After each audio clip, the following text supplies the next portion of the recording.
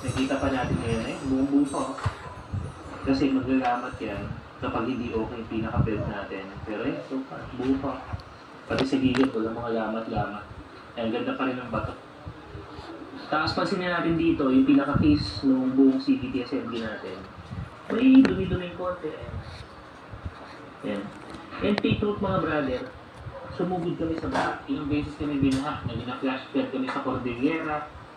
Binaha kami sa may bandang Bacolod. Flash flood din yun.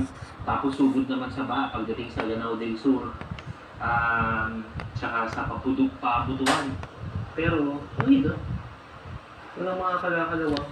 Madumi lang, which is normal naman. So, konting linis lang yan. Tudes pa rin.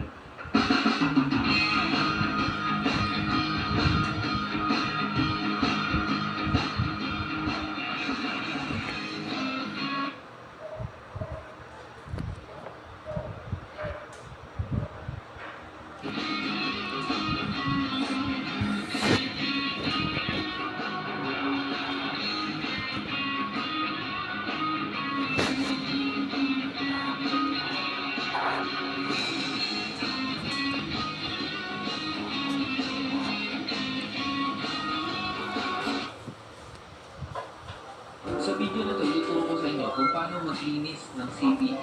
Itong Suzuki Birchman Street 125 pagkatapos ng intro. Tutorial.